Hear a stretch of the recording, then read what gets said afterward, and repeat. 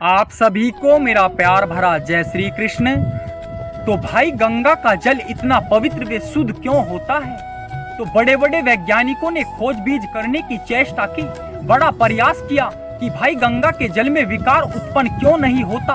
पहली बात तो गंगा जी का जल जो है वो ब्रह्म द्रव है। भाई देखो, कोई भी प्राकृतिक वस्तु, इस भौतिक जगत की कोई भी वस्तु ऐसी नहीं है जिसमें विकार उत्पन्न ना होता हो।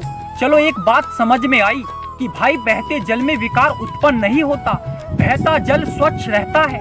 पर गंगा जी के जल को तो आप अपने घर में भी रख लो, बरसों पड़ा रहे, वो विकृत नहीं होता है। ये तो मानना पड़ेगा, ये तो विज्ञान को भी मानना पड़ा है भाई कि गंगा जी का जल है जो दिव्य है, उसमें कुछ दिव्यता है जो वो यहाँ खोज नहीं पाए। देखो, जल की जो स्मरण शक्ति होती है ना, वो सबसे अधिक होती है।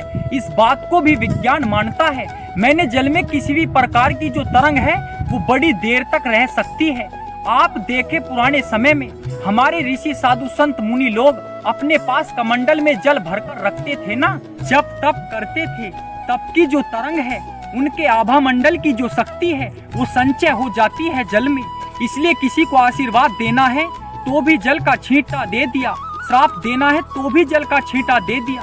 तो वो जो ब्रह्मा जी के जो कमंडल का जल है, जिनमें ब्रह्मा जी ने श्री हरि के चरण कमलों का प्रक्षालन किया, चरण कमलों के प्रक्षालन के बाद अब वो श्री हरि के चरणों की धोवन है।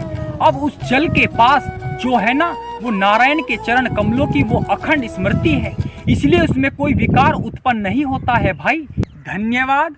हरि बोल।